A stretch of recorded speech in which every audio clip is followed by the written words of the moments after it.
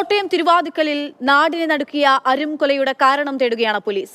വ്യവസായിയായ വിജയകുമാറിനെയും ഭാര്യ മീരയെയും പ്രതി അതിമൃഗീയമായാണ് കൊലപ്പെടുത്തിയത്. എല്ലാ സുരക്ഷയും മറികടന്നാണ് കൊലപാതക വീട്ടിനുള്ളിലേക്ക് കടന്നത്. ജനൽപ്പാളിയിൽ സ്ക്രൂ ഡ്രൈവർ ഉപയോഗിച്ച് ദ്വാരമുണ്ടാക്കിയാണ് അകത്ത് കടന്നത്. അകത്തും പുറത്തുമായി ഉണ്ടായിരുന്ന CCTVകളുടെ ഹാർഡ് ഡിസ്കുകൾ കൊലയാളി കൊണ്ടുപോയി. വീട്ടിലെ നായി ഇപ്പോഴും മയക്കത്തിലാണുള്ളത്. വിജയകുമാറിന്റെ സാമ്പത്തിക ഇടപാടുകളിലേക്കും അന്വേഷണം വ്യാപിപ്പിക്കുകയാണ് പോലീസ്. എന്തായാലും ഈ ഒരു കൊലപാതകത്തിന്റെ നടുക്കത്തിലാണ് നാടാകെയുമുള്ളത്. ഈ വിഷയമാണ് ഇന്ന് ന്യൂസ് 24 ചർച്ച ചെയ്യുന്നത്. ടിറ്റോ മുൻ കൗൺസിലർ സ്ഥലത്തെ, ഒപ്പം തന്നെ ജോർജ് ജോസഫ് റിട്ടയർഡ് പോലീസ് ഉദ്യോഗസ്ഥനുമാണ് അതിഥികളായി നമുക്കൊപ്പമുള്ളത്. ആദ്യം ശ്രീ ടിറ്റോയിലേക്കാണ്. ടിറ്റോ, വളരെ നടുക്കുന്ന സംഭവം എന്തായിരിക്കാം ഉണ്ടായത്? ഒരു പക്ഷേ നമ്മൾ സിനിമയിലോ നോവലിലോ ഒക്കെ കാണുന്ന തരത്തിലുള്ളൊരു സംഭവമാണ് ഉണ്ടായിരിക്കുന്നത്. ഹാർഡ് ഡിസ്ക് വരെ, CCTVയുടെ ഹാർഡ് ഡിസ്ക് വരെ കൊണ്ടുപോയിരിക്കുന്നു. പട്ടിയെ മയക്കിക്കിടത്തിയിരിക്കുന്നു. ഇപ്പോഴും ഉണർന്നിട്ടില്ല എന്നുള്ളതാണ് പറയുന്നത്. അങ്ങനെ ഉള്ളൊരവസ്ഥ എന്താണ് നിങ്ങൾക്ക് മനസ്സിലാകുന്ന കാര്യം പ്രാഥമികമായിട്ട്?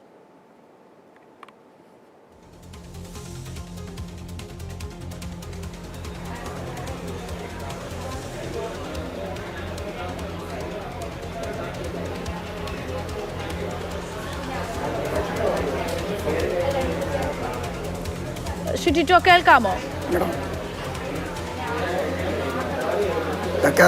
കേൾക്കാൻ പറ്റുന്നില്ല, ഒന്നുകൂടി ഒന്ന് ചോദിക്കാമോ? എന്താണ് നിങ്ങൾക്ക്, അവിടുത്തെ മുൻ കൗൺസിലർ കൂടിയാണ് താങ്കൾ, എന്താണ് താങ്കൾക്ക് മനസ്സിലാവുന്നത്? രണ്ട് കാര്യമാണല്ലോ. ഒന്ന്, ഗൗതം, അവരുടെ മകൻ ഗൗതം മരിച്ച ഒരു സംഭവവുമായി ബന്ധപ്പെട്ടുള്ള നിയമ പോരാട്ടം, അതിനിടയിൽ ഉണ്ടായിട്ടുള്ള അവിടുത്തെ ഒരു മോഷണവുമായി ബന്ധപ്പെട്ടുള്ള ഒരു കേസ്, ഇതല്ലാതെ മറ്റൊന്നും സംശയമുനയിൽ പോലും വന്നു നിൽക്കുന്ന കാര്യങ്ങളില്ല. നിങ്ങൾക്ക് എന്താണ് പ്രാഥമികമായിട്ട് നിങ്ങളുടെ ഒരു സംശയവും ഒക്കെ എന്താണ്? ഞങ്ങളുടെ ഒരു സംശയം എന്ന് പറഞ്ഞു കഴിഞ്ഞാൽ, ഈ അമിത് എന്ന് പറഞ്ഞ ആസാം സ്വദേശി ഇവിടെ ജോലി ചെയ്തിരുന്നു.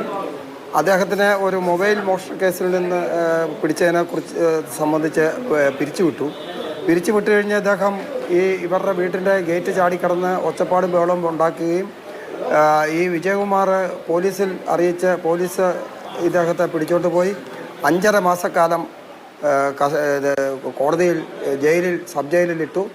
അത് കഴിഞ്ഞ ഏപ്രിൽ 4-ാം തീയതിയാണ് ഇദ്ദേഹം പുറത്തു ചാടിയത്.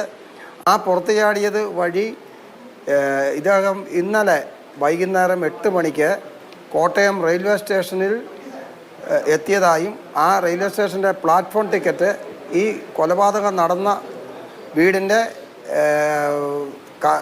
കതകിൻ്റെ വാതിക്കൽ നിന്ന് പോലീസിന് കിട്ടുകയും ചെയ്തു. ഇത് ഈ മുറി കുത്തി തുറന്നതെന്ന് പറഞ്ഞു കഴിഞ്ഞാൽ മാരകമായിട്ടുള്ള രീതിയിലല്ല. ഈ നമ്മുടെ ഈ കൈകൊണ്ട് തിരിക്കുന്ന ട്രില്ലർ, ആ ട്രില്ലർ കൊണ്ട് ഈ ജനലിൻ്റെ സൈഡ് കിഴിച്ചിട്ട് അവിടുന്ന് കൈയിട്ടാണ് കതക് തുറന്നിരിക്കുന്നത്. അല്ലാതെ ഫ്രണ്ട് കതകിന് വേറെ ഒരു കേടുപാടും ഉണ്ടായിട്ടില്ല. ആദ്യം ഇദ്ദേഹം ഈ നമ്മുടെ അമ്മിക്കല്ല് എടുത്ത് വന്നു. അമ്മിക്കല്ല് അതേപടി വാതൊക്കെ വെച്ചിട്ടുണ്ട്. ഡോഗ് സ്ക്വാഡ് വന്നിട്ടും ഡോഗ് 2 പ്രാവശ്യം വീടിന് ചുറ്റും കറങ്ങിയിട്ടുണ്ട്. അപ്പം പ്രതി മിക്കവാറും എതിലൂടെ കയറാൻ പറ്റുമെന്ന് അന്വേഷിച്ച് വീടിന് ചുറ്റും നടന്നാകാം എന്നുള്ള നിഗമനത്തിലാക്കിയാണ് എത്തിയിരിക്കുന്നത്. ഏതായാലും ഇതൊരു കൊടും കൊലപാതകം തന്നെയാണെന്നുള്ളതിന് യാതൊരു സംശയവും വേണ്ട.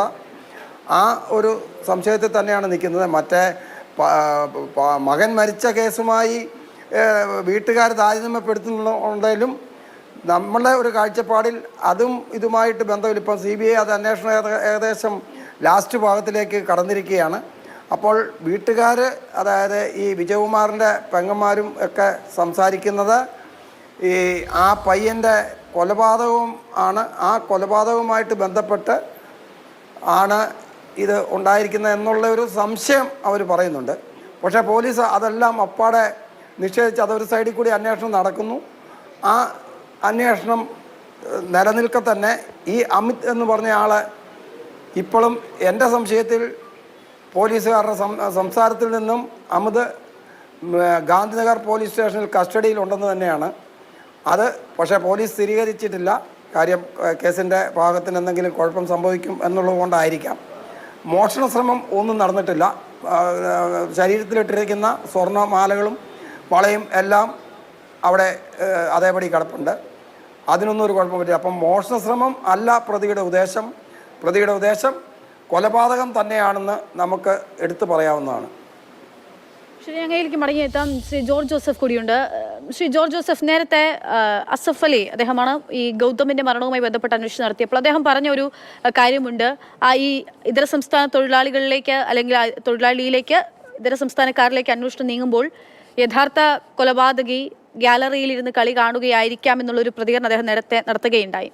ഇവിടെ ഇപ്പോൾ അമിത് എന്ന ആളിലേക്ക് അല്ലെങ്കിൽ അസം സ്വദേശിയാണ് ഇപ്പോൾ കസ്റ്റഡിയിലുള്ളത്. ഇവരിലേക്ക് മാത്രം ഇങ്ങനെ അന്വേഷണം നീങ്ങുമ്പോൾ ഇവരാകാനുള്ള ഒരു സാധ്യത എത്രത്തോളമാണ്? ഇപ്പോൾ അങ്ങയുടെയൊക്കെ അനുഭവത്തിന്റെ പരിചയത്തിൽ ഇവിടെ തീർത്തും ആസൂത്രിതമായിട്ടാണ് ഈ കൊല നടത്തിയത് എന്നതിൽ ഒരു സംശയവുമില്ല. ഒരിടത്തും ഒരു തെളിവും അവശേഷിപ്പിക്കരുതെന്നുള്ള നിർബന്ധ ബുദ്ധി അയാൾക്കുണ്ടായിരുന്നു.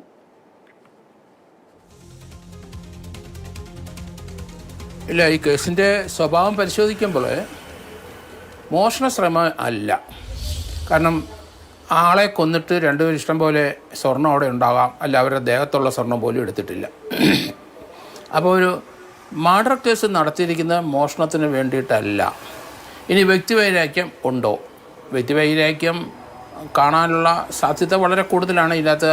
ഇതിൻ്റെ ജയിലിൽ നിന്ന് വന്ന ശേഷം റിമാൻഡിൽ കിടന്ന ആസാങ്കാരൻ ജയിലിൽ വന്ന ശേഷം ഇവിടെ ഒന്ന് വലിയ ബഹളമൊക്കെ മതിലയാടി വലിയ ബഹളമൊക്കെ ഉണ്ടാക്കിയിട്ടുണ്ട്. അന്ന് പോലീസ് അവരെ പിടിച്ചുകൊണ്ട് പോയിട്ടുണ്ട്.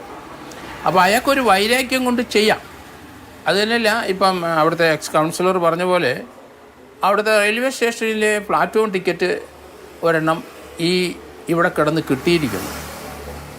അപ്പോൾ അത് നമ്മൾക്ക് ഇപ്പം അവരുടെ കസ്റ്റഡിയിൽ ഉണ്ടെന്ന് സംശയിക്കുന്ന ആസാങ്കാരൻ തന്നെ അയാൾ പോയി തിരിച്ചു പോകാനോ അല്ലെങ്കിൽ അയാളുടെ കയ്യിലിരുന്ന ആ പ്ലാറ്റ്ഫോം ടിക്കറ്റ് ഒരിക്കലും ഇത്രയും നല്ലൊരു ക്രൈം ചെയ്യുന്ന ഒരു ആൾ ആ വീടിൻ്റെ അവിടെ ഇടാനുള്ള സാധ്യത വളരെ കുറവാണ്. അതിലോട്ട് ഇംപ്ലിക്കേറ്റ് ചെയ്യാൻ ഇയാളൊരു നല്ല ആയുധമാക്കി കൊണ്ടുവന്ന്, കാരണം ഇയാൾ വന്ന് ബഹളം വെച്ചപ്പം ഇവരെ കൊല്ലാനുള്ള ഒരു ഓപ്പർച്യൂണിറ്റി ഓപ്പൺ ചെയ്തോ എന്നൊരു സംശയമുണ്ട്. അത് നോക്കേണ്ടിയിരിക്കുന്നു. കാരണം പോലീസ് വെരിഫൈ ചെയ്യണം. പിന്നെ ആ വീട്ടിനകത്ത് ഫിംഗർ പ്രിൻറ്റ് കിട്ടിയിട്ടുണ്ടോ? കാരണം ഇയാളുടെ ഫിംഗർ പ്രിൻറ്റ് കിട്ടാനുള്ള സാധ്യത കൂടുതലാണ്. അത് അയാളുടെ ഗ്ലൗസ് ഉപയോഗിച്ചിട്ട് അല്ലെങ്കിൽ അയാൾ മറച്ചു വെച്ചിട്ടുണ്ടോ എന്ന് സംശയമുണ്ട്. ഏതായാലും ഫിംഗർ പ്രിൻറ്റ് വളരെ ഇമ്പോർട്ടൻ്റ് ആയ ഘടകമാണ്. അതിനകത്ത് ഇയാളുടെ അല്ല വേറെ ആളുടെ ആണ് ഫിംഗർ പ്രിൻ്റ് എങ്കിൽ അത് പോലീസ് സൂക്ഷിക്കണം. കാരണം അസഫ് അലി അഡ്വക്കേറ്റ് ജനറലായിരുന്ന അദ്ദേഹം പറഞ്ഞ രണ്ടുമൂന്ന് വാക്കുകൾ ഇപ്പോൾ ചാനലിൽ കൂടെ വന്നിട്ടുണ്ട്. അദ്ദേഹത്തിന് ഈ മകൻ്റെ കൊലപാതകം എന്ന് സംശയിക്കുന്ന, അല്ലെങ്കിൽ മകനെ വീട്ടിൽ നിന്ന് പോയിട്ട് അത് കാരിത്താസിനടുത്ത റെയിൽവേ സ്റ്റേഷൻ്റെ പരിസരത്ത് ആ റെയിൽവേ ട്രാക്കിലാണ് മകൻ മരിച്ചു കിടന്നത്. അതേസമയത്ത് അവിടുന്ന് 204 പോലീസ് അളന്നതായിരിക്കും. 204 മീറ്റർ അകലെ കാറ് കിടപ്പുണ്ട്. കാറിനകത്ത് മുൻ സീറ്റിലും പിൻ സീറ്റിലും നിറയെ ബ്ലഡുണ്ട്. കാറിനകത്ത് ഒരു കത്തിയും കിടപ്പുണ്ട്. ശരീരത്തിലുണ്ടായ ആ കുത്തുകൊണ്ടുള്ള ബ്ലീഡിങ് ധാരാളം ബ്ലഡ് പോയിരിക്കുന്നു. അങ്ങനെ ഒരാൾക്ക് 204 മീറ്റർ അകലെയുള്ള ട്രാക്കിലേക്ക് വരാൻ പറ്റുമോ ഇല്ലയോ എന്നൊരു സംശയം. അത് അദ്ദേഹം ഉന്നയിച്ചെങ്കിലും കൗസർ എടപ്പകത്ത് എന്ന ഹൈക്കോടതി ജഡ്ജ്, അദ്ദേഹം തിരുവനന്തപുരം ജില്ലാ ജഡ്ജ്, എനിക്കറിയാം അദ്ദേഹത്തിന് നല്ല ഈ ക്രൈംസിനെ പറ്റി നല്ല ആധികാരികമായ ബോധവും ജ്ഞാനമുള്ള ജഡ്ജാണത്. അദ്ദേഹമാണ് അതിൻ്റെ കൺക്ലൂഷൻ പറഞ്ഞിരിക്കുന്നത്. കാരണം ഇത്രയും ദേഹത്ത് പരിക്കേറ്റ് ബ്ലീഡ് ചെയ്ത് കാറിലിരുന്ന് അത്രയും രക്തം പോയ ഒരാൾക്ക് 204 മീറ്റർ അകലെ റെയിൽവേ ട്രാക്കിൽ വരാനുള്ള സാധ്യത കുറവെന്നാണ് അദ്ദേഹത്തിൻ്റെ നിരീക്ഷണം. അതുകൊണ്ടാണ് അത് CBIക്ക് വിട്ടത്. CBI 1 മാസം മുമ്പ് കേസെടുത്തിട്ടുണ്ട്. CBI അന്വേഷണം നടത്തി. ലോക്കൽ പോലീസ് ഇതൊരു സൂയിസൈഡാണെന്ന് ലോക്കൽ പോലീസും അതുപോലെ ക്രൈം ബ്രാഞ്ച് അന്നത്തെ അവർ എഴുതി തള്ളിയ കേസാണ്. പക്ഷേ ഈ ബ്ലഡ് ഇത്രയും കണ്ടു എന്ന് പറഞ്ഞപ്പോൾ നമുക്ക് തന്നെ അത് സംശയമാണ്. അത് തന്നെ ഹൈക്കോടതി ജഡ്ജി നല്ല എക്സ്പീരിയൻസ്, ക്രിമിനൽ ലൈനിൽ അദ്ദേഹത്തിന് നല്ല നിശ്ചയമുണ്ട് പല കാര്യങ്ങളും. അപ്പോൾ അദ്ദേഹമാണ് അത് ഒബ്സർവ് ചെയ്തിരിക്കുന്നത്. അത് ആ മുറിവിൻ്റെ ഡെപ്ത്ത്, 2 മുറിവിൻ്റെ ഡെപ്ത്ത് വളരെ ആഴത്തിലാണ്. അത്രയും ഡെപ്ത്തുള്ള ഒരു മുറിവ് വെച്ച് ഒരാൾക്ക് ഇവിടം വരെ സഞ്ചരിക്കാൻ കഴിയില്ല എന്നാണ് അദ്ദേഹത്തിൻ്റെ ഒരു റീഡിങ്. അത് വളരെ കൃത്യമായ ഒരു റീഡായിട്ട് എനിക്ക് തോന്നുന്നുണ്ട്. ഏതായാലും ഒരു ആസാങ്കാരനെ നേരത്തെ ഈ സംഭവത്തിന് തൊട്ട് മുമ്പ് അയാൾ അവിടെ വന്ന് ബഹളം വെച്ചു എന്നതിന് ശേഷം അയാൾ തന്നെ വന്നു ചെയ്യാനുള്ള സാധ്യത മോട്ടീവ് ഉണ്ടാകാം. പക്ഷേ സ്വർണ്ണമൊന്നും അയാൾക്കാണെങ്കിൽ ഒരു 2 സ്വർണ്ണം എടുക്കാം. പിന്നെ ഏത് സാഹചര്യത്തിലാണ് ഇവരെ അൺഡ്രസ് ചെയ്തിരിക്കുന്നത് 2 പേരെയും, അത് പോലീസ് അതിൻ്റെ ഒരു അർത്ഥം കാണണം. അത് 2 പേരുടെ മുഖം വികൃതമായിട്ടുണ്ട്. അതൊരു വൈരാഗ്യത്തിന്റെ ലക്ഷണമായിട്ട് നമുക്ക് നമ്മളെ തോന്നാം. ഞെട്ടിപ്പിക്കുക. അതായത് ഒരു സാധാരണ കൊലപാതകത്തെ ഒരു സാധാരണ എന്ന് പറയുന്നത് ശരിയല്ല, എങ്കിൽ പോലും ഇവിടെ മുഖം വികൃതമാക്കിയിരിക്കുന്നു, നഗ്നരാക്കിയിരിക്കുന്നു, നായയെ മയക്കി കിടത്തുന്നു. അങ്ങനെ വലിയ പ്രതികാരം, അല്ലെങ്കിൽ ഇവരോട് അത്രമാത്രം വിദ്വേഷമുള്ള ആളാകണം ഉണ്ടാകണമല്ലോ, അല്ലെങ്കിൽ ഈ അത്രയും കൊലപാതകത്തിൽ ആ തരത്തിൽ ഇത് മുൻപും ചെയ്തിട്ടുള്ള വലിയൊരു ക്രിമിനൽ ആകേണ്ടി വരില്ല. അല്ലാത്തൊരാൾക്ക് ഇങ്ങനെയൊക്കെ ഒരു ക്രൂരകൃത്യം, ഹീനകൃത്യം ചെയ്യാൻ പറ്റുമോ?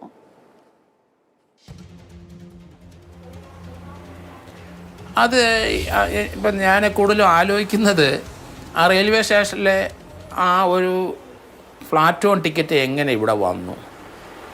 കാരണം അത് ഒരു ചിലപ്പം കോംപ്ലിക്കേഷനാണ്.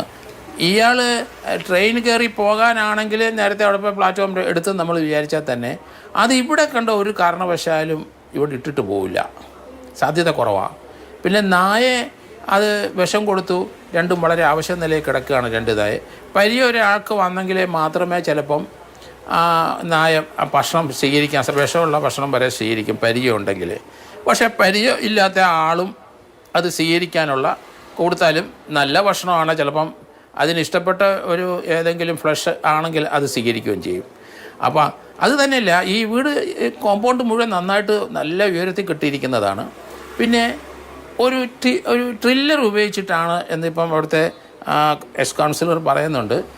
ആ ജനലിൻ്റെ അവിടെ ഒരു ഹോൾ ഉണ്ടാക്കിയിട്ട് ഉണ്ടായി, ട്രില്ലർ ഉപയോഗിച്ചിട്ട്. എന്നിട്ടാണ് വാതിൽ തുറന്നിരിക്കുന്നത്, അല്ലെങ്കിൽ ആ വഴി ജനൽ തുറന്ന് ആ വഴി കയറുന്നത്. എങ്ങനെയാണെന്ന് അതിൻ്റെ എൻട്രി എനിക്ക് മനസ്സിലാകുന്നില്ല. എങ്കിലും ഒരു അമ്മിക്കല്ല് കൊണ്ട് വാതിലിടിച്ച് പൊളിച്ച് അകത്ത് കയറിയെന്നായിരുന്നു ഞാൻ നേരത്തെ കരുതിയിരുന്നത്. അങ്ങനെയല്ല ഇപ്പം. ആ അമ്മിക്കല്ല് ആ വീടിൻ്റെ മുൻവശത്ത് തന്നെ കിടപ്പുണ്ട്, അത് ആവശ്യം വന്നില്ല, അല്ലാതെ കയറാം. പക്ഷേ ഈ വീടിനകത്ത് വിജയകുമാറിനെ കോടാലിക്ക് അടിച്ച് അത് നോക്കേണ്ടിയിരിക്കുന്നു. കോടാലിയിലെ ബ്ലഡ് സ്റ്റെയിൻസ് ഉണ്ടോ? കോടാലിക്ക് അടിച്ച് വീഴ്ത്തി കഴിഞ്ഞാൽ ആ അടി, ആദ്യത്തെ അടി എവിടെ ചെന്ന് അതേ ഉറങ്ങുമായിരുന്നോ എപ്പോഴാണെന്നുള്ള ഒരു പ്രസക്തമായ ചോദ്യമുണ്ട്. അതേ ഉണർന്നിരിക്കുകയാണെന്നുണ്ടെങ്കിൽ അത് അത്ര ഈസിയല്ല. കാരണം അത് ആരോഗ്യമുള്ള ആളാണ്. നമ്മൾ ആ ഫോട്ടോ കണ്ടപ്പോൾ എനിക്ക് തോന്നി അങ്ങനെ ഉണർന്നിരിക്കുന്ന സമയത്ത് ഒരു ഈസിയായിട്ട് കൊന്നിട്ട് പോകാൻ പറ്റില്ല. അപ്പോൾ ഒന്നിൽ കൂടുതൽ ആളുണ്ടോ എന്ന് സംശയം വരുന്നുണ്ട്. പിന്നെ വൈഫ് കിടക്കുന്ന 2ാം നിലയിലാണെന്ന് പറഞ്ഞാൽ, താഴത്തെ നിലയിൽ തന്നെ ബെഡ്റൂമാണെന്ന് വിചാരിച്ച് 2ാം നിലയിലാണ്.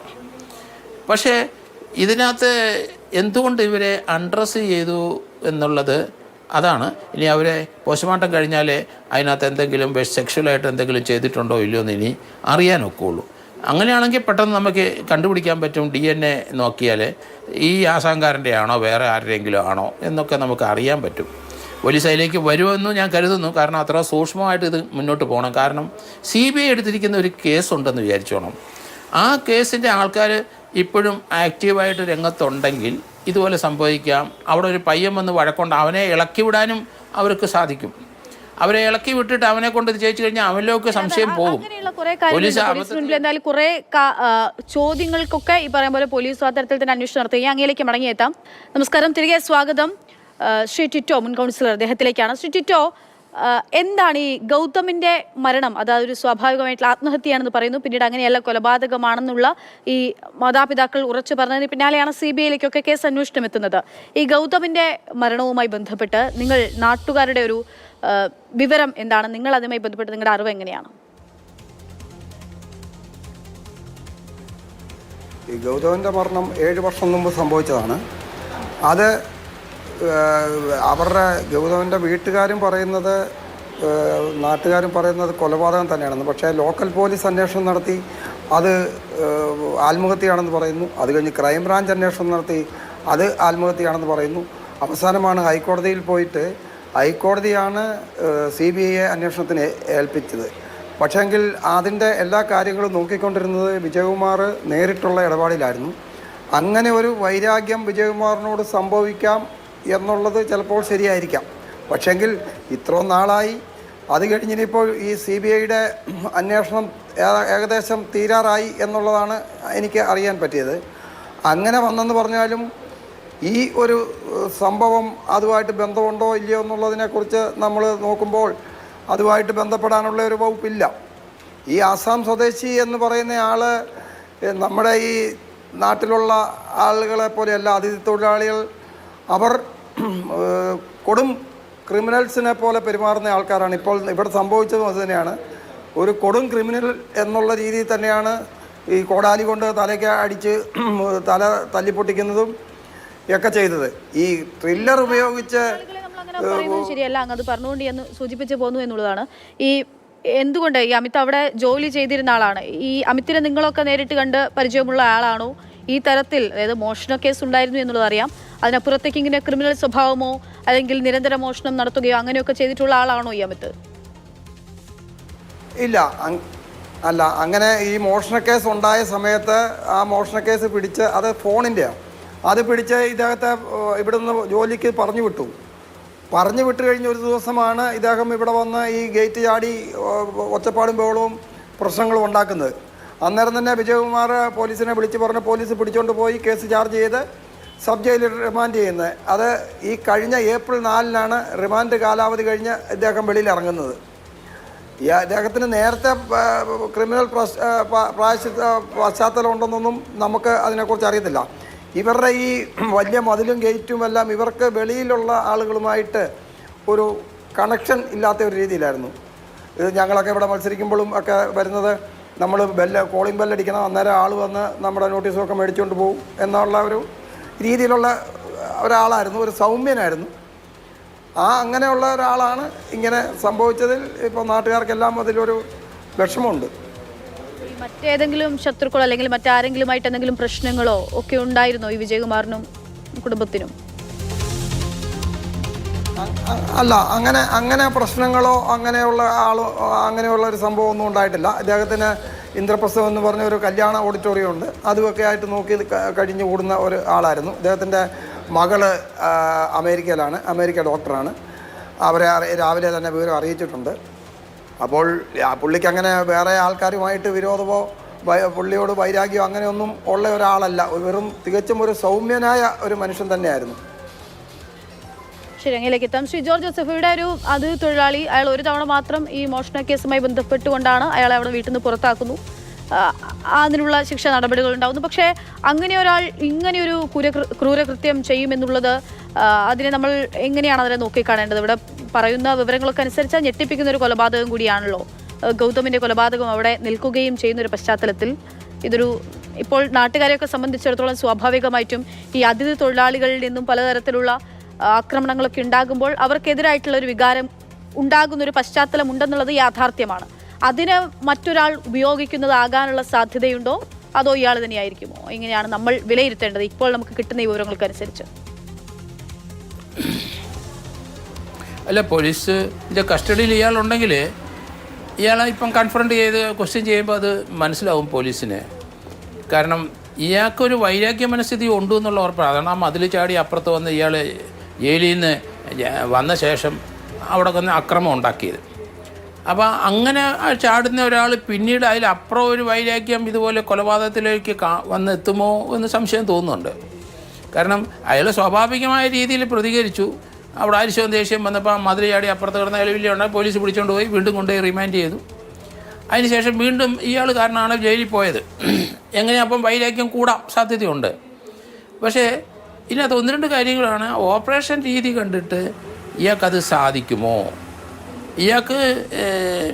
ഇയാൾ പരിചയമുള്ള ഒരാളായിട്ട് ഇയാളകത്ത് കയറിയ പട്ടി കുരയ്ക്കാനുള്ള സാധ്യതയും കുറവല്ലേ? പട്ടിക്ക് വിഷാംശം കലർന്ന എന്തെങ്കിലും ഒരു സാധനം കൊടുത്ത് അത് പട്ടി കഴിക്കുമ്പം അത് സൈലൻ്റ് ആകും. അത് ഇയാൾ കയറിയ പരിചയമുള്ള ആളായതുകൊണ്ട് ഇയാൾ കയറിയ കുരയ്ക്കാനുള്ള സാധ്യതയും കുറവല്ലേ? പട്ടി ഉണ്ടെന്ന് അയാൾക്ക് അറിയാമല്ലോ. അത് മറ്റൊരു വശത്തൂടെ കയറിയ പട്ടി എവിടെയാണ് ഇട്ടിരിക്കുന്നത് എനിക്കറിയില്ല. എങ്കിലും അപ്പോൾ ആ വീഡിയോ ആലോചിച്ച് കഴിയുമ്പം മിസ്ലീഡ് ചെയ്യാനായിട്ടുള്ള ഒരു സാധനം തന്നെയാണ് റെയിൽവേ സ്റ്റേഷനിലെ ആ ഒരു ടിക്കറ്റ്, പ്ലാറ്റ്ഫോം ടിക്കറ്റ്. അത് മിസ്ലീഡ് ചെയ്യാൻ തന്നെ ഉള്ളൊരു സാധനമാണ്. കറക്റ്റായിട്ടും പോകാം. പക്ഷേ എന്ത് സാഹചര്യത്തിലാണ് ഇയാൾ ഈ റെയിൽവേ പ്ലാറ്റ്ഫോമിലാണോ കിടക്കുന്നത് രാത്രിയിൽ? അവിടെ അങ്ങനെയൊന്നും പോയി കിടക്കാനൊന്നും കഴിയുമെന്ന് എനിക്ക് കോട്ടയത്തൊക്കെ ആകുമ്പോൾ അവിടെ പോലീസ് വളരെ ശക്തമായിട്ട് തട്ടി എഴുപ്പിച്ച് വിടും. എങ്കിലും റെയിൽവേ പ്ലാറ്റ്ഫോമിൽ ധാരാളം പേര് കിടക്കുന്നുണ്ടാവാം. അവിടെ പോലീസ് അതിന് ട്രെയിന് പോകാനാന്ന് പറഞ്ഞൊരു പ്ലാറ്റ്ഫോം ടിക്കറ്റ് എടുത്ത് കൈ വെക്കും പലരും. അതാകാൻ സാധ്യതയുണ്ട്. പക്ഷേ ആ സാധനം ഇവിടെ ഇയാൾ എങ്ങനെയാണെങ്കിൽ പകൽ വന്ന് വെട്ടിക്കൊന്നാൽ മതി. രാത്രി ഒളിച്ചും പാത്തും വന്ന് ഇത് ചെയ്യുന്നത് ഇയാളെ പിടിക്കാതിരിക്കാൻ വേണ്ടിയിട്ടല്ലേ? ഇയാളാന്ന് അറിയാതിരിക്കാൻ വേണ്ടിയിട്ടായിരിക്കുമല്ലോ.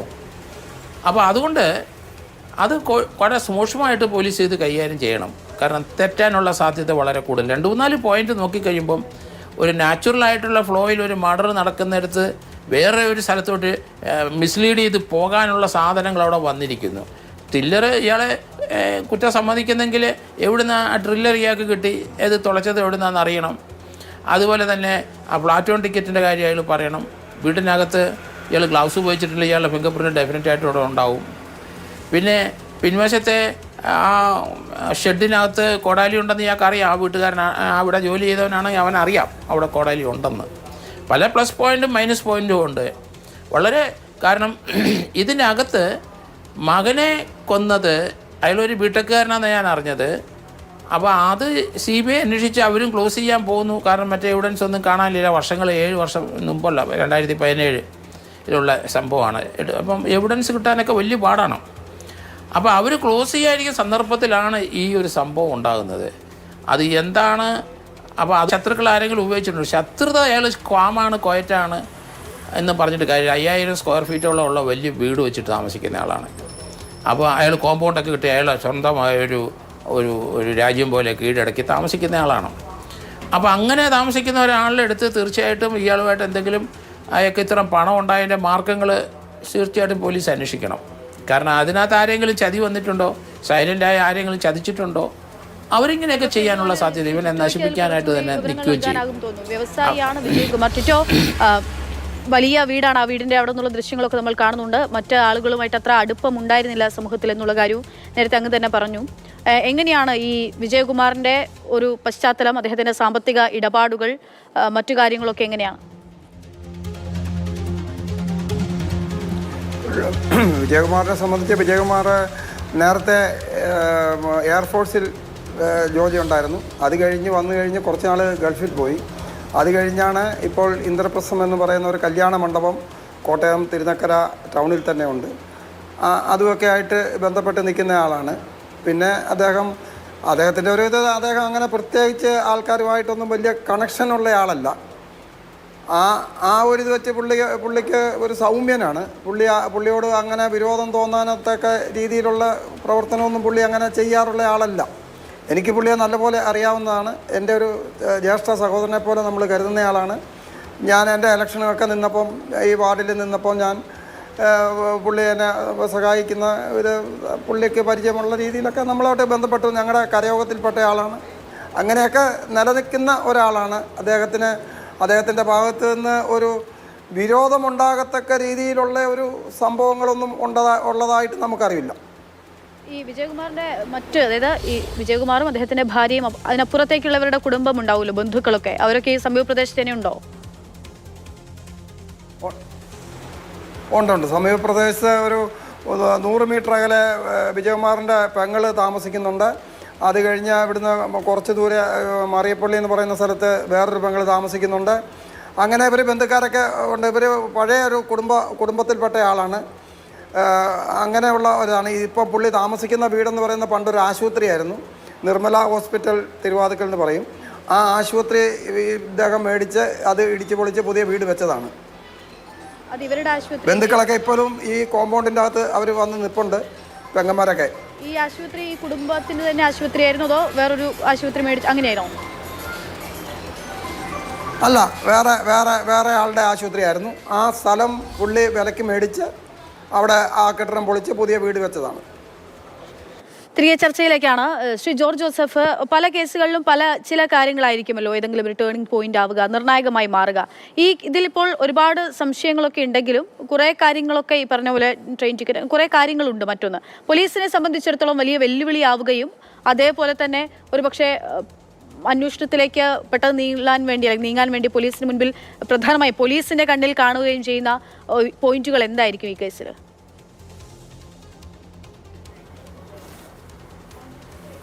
അല്ല, അതാ ഞാൻ നേരത്തെ പറഞ്ഞത്.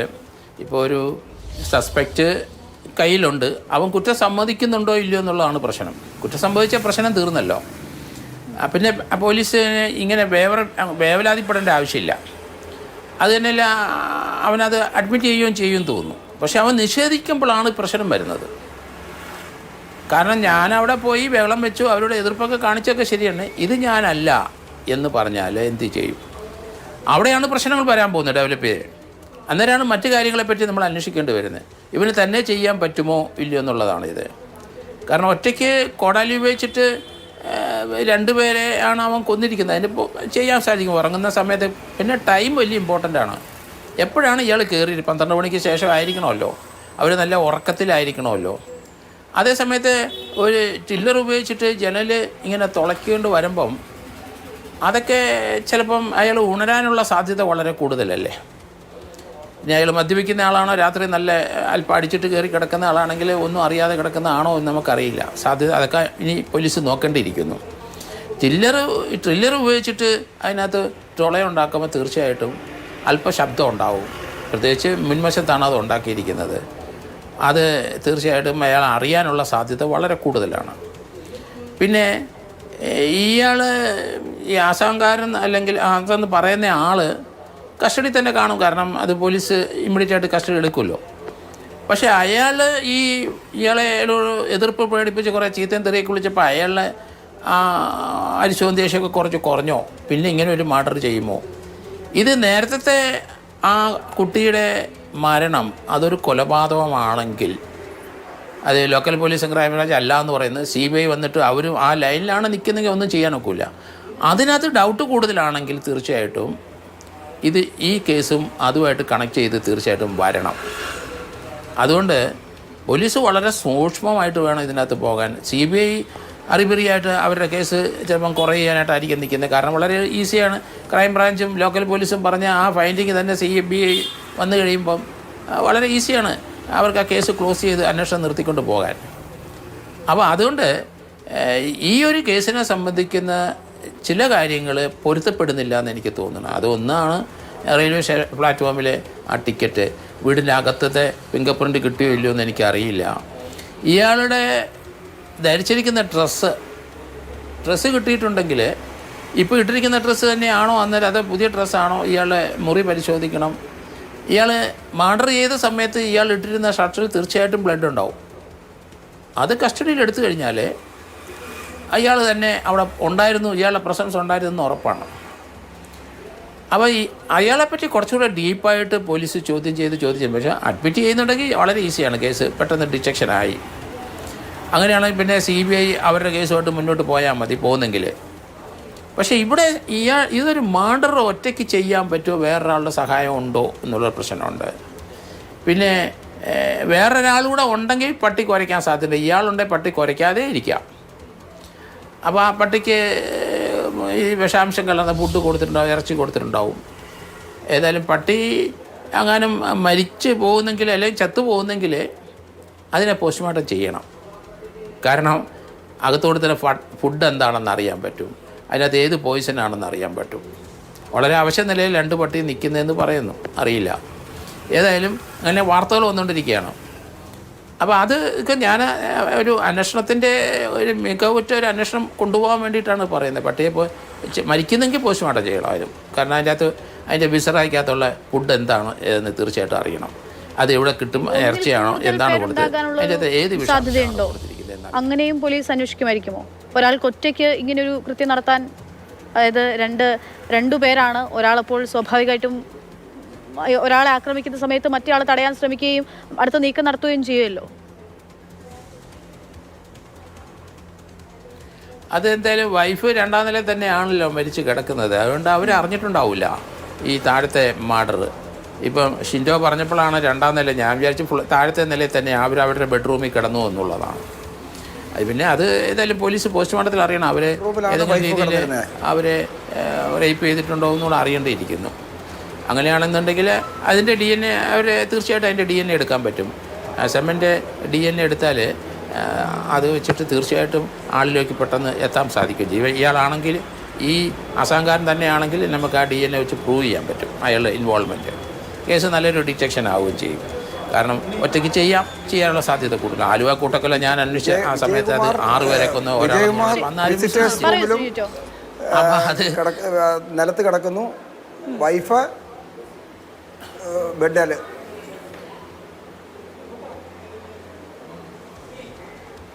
എവിടെ 2ാം നിലയിലാണോ അത് കിടക്കുന്നത്? വൈഫ് ആണോ?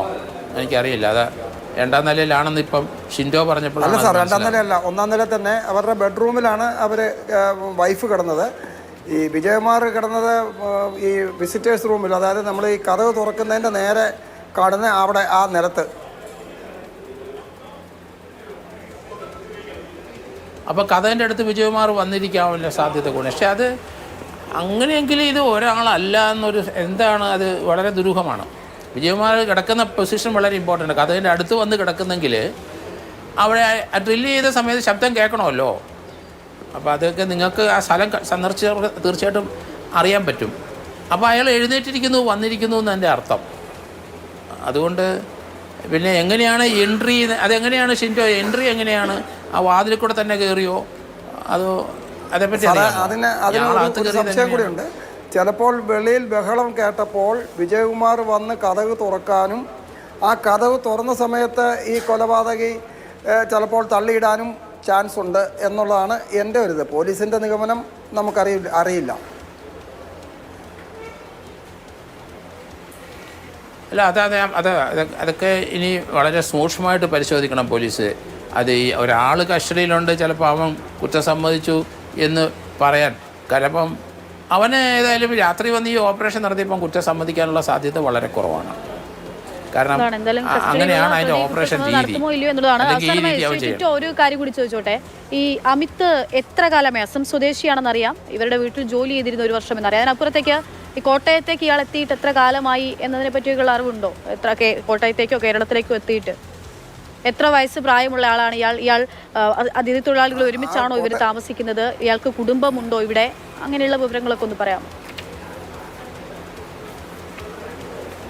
അല്ല, ഇയാൾ എപ്പോഴാണ് എത്തിയെന്നുള്ളതിനെ കുറിച്ചൊന്നും അറിയത്തില്ല. ഇവരുടെ കൂടെ ഇവരുടെ വീട്ടിൽ 8 മാസമായിട്ട് ഇയാൾ ജോലി ചെയ്യുന്നുണ്ട്.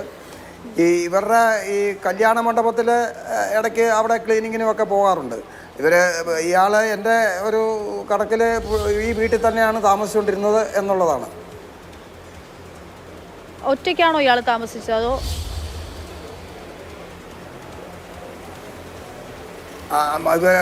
അദ്ദേഹത്തിൻ്റെ കുടുംബത്തെ സംബന്ധിച്ച് നമുക്കൊരു അറിവുമില്ല. ഒറ്റയ്ക്ക് ഇവിടെ ഒരു മുറിയിൽ അയാൾക്ക് കിടക്കാനുള്ള സൗകര്യമായിരുന്നു. ഇയാൾക്ക് ഈ വീടിനെക്കുറിച്ച് സർവ്വകാര്യങ്ങളും അറിയാവുന്ന ഒരാളാണ് എന്നുള്ളതിന് തെളിവാണ് പട്ടിയുടെ അനക്കമില്ലായിരുന്നത്. പട്ടി ഇപ്പോഴും വെള്ളവും ഭക്ഷണമൊന്നും കൊടുത്തിട്ട് കഴിക്കുന്നില്ല. പട്ടിയുടെ ഒരനക്കവും ഇത്ര ആൾക്കാർ കയറി ഇറങ്ങിയിട്ട് പട്ടി കുറയ്ക്കുന്നോ അങ്ങനെയൊന്നുമില്ല. ഈ വീട്ടിലെ ജോലിക്ക് മുൻപ് ഇയാൾ എവിടെയായിരുന്നു? അങ്ങനെ എന്തെങ്കിലുമൊക്കെ അറിയാമോ അമിത്തിനെ പറ്റിയ മറ്റു വിവരങ്ങളൊക്കെ? അതിനെക്കുറിച്ച് നമുക്ക് അറിഞ്ഞുകൂടാ. എത്ര വയസ്സ് പ്രായമുള്ള ആളാണ് ഇയാൾ? വിവാഹിതനാണോ?